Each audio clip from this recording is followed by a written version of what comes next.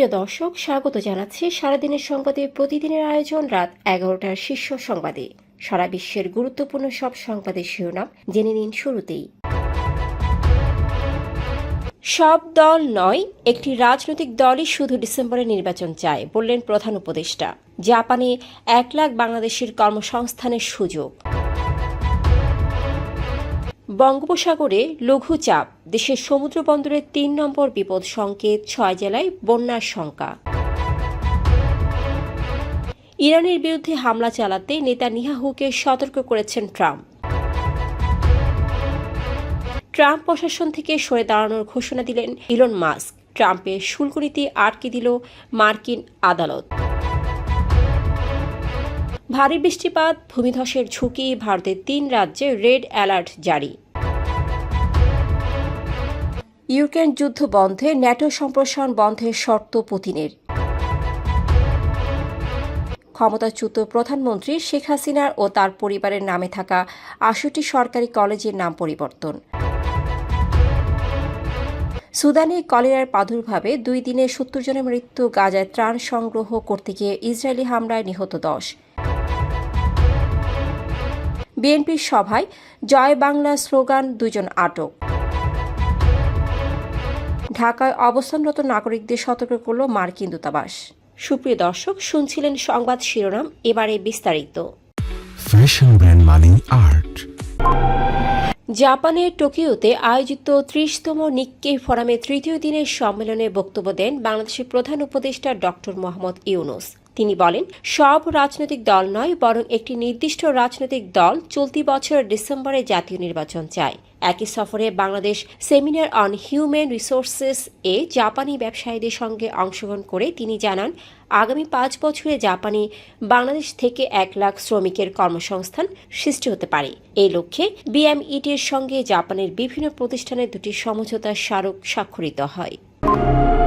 আবহাওয়া অধিদপ্তর জানিয়েছে, উত্তর বঙ্গোপসাগরে গভীর সঞ্চালনশীল মেঘমালার সৃষ্টি হওয়ায় চট্টগ্রাম, কক্সবাজার, মোংলা ও পায়রা সমুদ্র বন্দরকে 3 নম্বর স্থানীয় সতর্ক সংকেত দেখাতে বলা হয়েছে। এই অবস্থায় সাগরের ঢেউ, দমকা হাওয়া ও মাঝারি ঝড়ো হাওয়ার শঙ্কা রয়েছে। এদিকে পানি উন্নয়ন বোর্ড জানিয়েছে, ভারী বৃষ্টির কারণে ফেনী, সিলেট, সুনামগঞ্জ, মৌলভীবাজার, হবিগঞ্জ ও নেত্রকোনা জেলায় বন্যার ঝুঁকি রয়েছে। বন্যা সতর্কীকরণ কেন্দ্র জানিয়েছে, শুক্রবার ও শনিবার এসব জেলার নদ নদীর পানি বিপদসীমা অতিক্রম করতে পারে। বিশেষভাবে ফেনী জেলার মুহুরী নদীর আশপাশে বন্যা পরিস্থিতি তৈরি হতে পারে।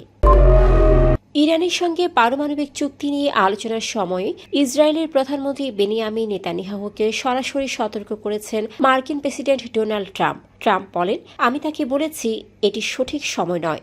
আমরা ইতিবাচক আলোচনা চালাচ্ছি, কোনো সামরিক পদক্ষেপ এই চেষ্টাকে হুমকির মুখে ফেলতে পারে। এই বক্তব্যে মধ্যপ্রাচ্যের উত্তেজনার পটভূমিতে আমেরিকার ভূমিকার একটি গুরুত্বপূর্ণ বার্তা স্পষ্ট হয়। বিশ্ববিখ্যাত উদ্যোক্তা ইলন মাস্ক যুক্তরাষ্ট্রের ডিপার্টমেন্ট অব গভর্নমেন্ট এফিসিয়েন্সি থেকে পদত্যাগ করেছেন। তিনি অভিযোগ করেন, ট্রাম্প প্রশাসনের সাম্প্রতিক বাজেট বিল ব্যয় সংকোচনের নীতির সঙ্গে অসামঞ্জস্যপূর্ণ। ডিউজির প্রধান হিসেবে তিনি সরকারের ব্যয় হ্রাসে কাজ করলেও কাঙ্ক্ষিত সাফল্য আসেনি। এদিকে ট্রাম্পের শুল্ক নীতি এক মার্কিন আদালতে আইনি চ্যালেঞ্জের মুখে পড়েছে। আদালতের রায়ে বলা হয়েছে, জরুরি আইনের অজুহাতে ট্রাম্প সরকার যেভাবে শুল্ক আরোপ করেছে তা আইনি ক্ষমতার সীমা অতিক্রম করেছে। ভারতের আসাম, মিজোরাম এবং ত্রিপুরা রাজ্যে টানা ভারী বৃষ্টির কারণে রেড অ্যালার্ট জারি করেছে দেশটির আবহাওয়া অধিদপ্তর। বৃহস্পতিবারের সতর্কবার্তায় বলা হয়েছে, পরবর্তী 2-3 দিন এসব অঞ্চলে অতি ভারী বৃষ্টিপাত হতে পারে, যার ফলে ভূমিধসের ঝুঁকি রয়েছে। বিশেষ করে আসামের ধুবড়ী, বরপেটা, গোয়ালপাড়া, বঙ্গাইগাঁও সহ বেশ কয়েকটি জেলার মানুষকে সতর্ক থাকতে বলা হয়েছে। ইউক্রেন যুদ্ধ বন্ধে পশ্চিমা সামরিক জোট ন্যাটোর সম্প্রসারণ পুরোপুরি বন্ধ এবং ইউক্রেন, জর্জিয়া ও মলদোভাকে ভবিষ্যতে সদস্যপদ না দেওয়ার লিখিত নিশ্চয়তা চেয়েছেন রাশিয়ার প্রেসিডেন্ট ভ্লাদিমির পুতিন। রয়টার্সকে দেওয়া তথ্য অনুযায়ী এই নিয়ে পশ্চিমা বিশ্বে নতুন করে উত্তেজনার সৃষ্টি হয়েছে। পুতিন শান্তিপূর্ণ সমাধান চান, তবে তার শর্তে এমন বার্তাও দেওয়া হয়েছে। অন্যদিকে যুক্তরাষ্ট্র ও ন্যাটো এখনও আনুষ্ঠানিক প্রতিক্রিয়া জানায়নি। দেশের 37টি জেলায় অবস্থিত 68টি সরকারি কলেজের নাম পরিবর্তনের সিদ্ধান্ত নিয়েছে শিক্ষা মন্ত্রণালয়। এসব প্রতিষ্ঠানের বেশিরভাগই সাবেক প্রধানমন্ত্রী শেখ হাসিনা ও তার পরিবারের সদস্যদের নামে নামকরণ করা হয়েছিল। বুধবার জারি হওয়া প্রজ্ঞাপনে নাম পরিবর্তনের কারণ না জানালেও রাজনৈতিক ও সামাজিক মহলে এটি আলোচনার জন্ম দিয়েছে।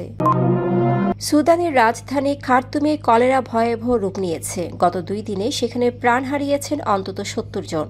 আক্রান্ত হয়েছেন 2000-এর বেশি মানুষ। স্থানীয় স্বাস্থ্য মন্ত্রণালয় জানিয়েছে, স্বাস্থ্যসেবা ব্যবস্থা ভেঙে পড়ায় পরিস্থিতি আরও জটিল হয়ে উঠেছে।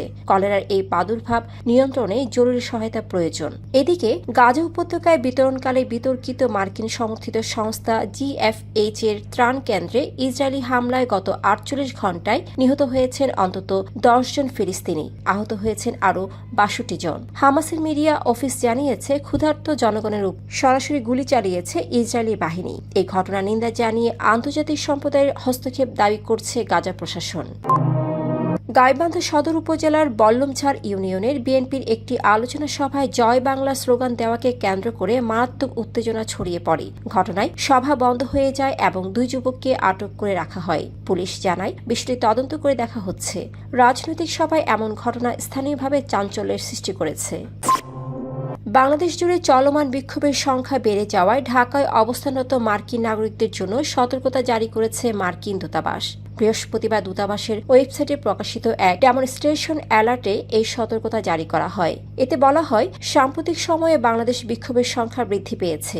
অনেক সময় শান্তিপূর্ণ বিক্ষোভ অপ্রত্যাশিতভাবে সহিংসতায় রূপ নিতে পারে। এই প্রেক্ষাপটে দেশটিতে অবস্থানরত মার্কিন নাগরিকদের উচ্চমাত্রার সতর্কতা অবলম্বনের আহ্বান জানানো হয়েছে। দর্শক, এতক্ষণ আমাদের সাথে থাকার জন্য ধন্যবাদ। প্রতি মুহূর্তে দেশ বিদেশের গুরুত্বপূর্ণ সব সংবাদ জানতে ভিজিট করুন www.সারাদিনেরসংবাদ.com ও চোখ রাখুন সারাদিনের সংবাদের অফিসিয়াল ফেসবুক পেজে। Fashion brand Mani Art. Men's, ladies and kids wear. Art. Be smart.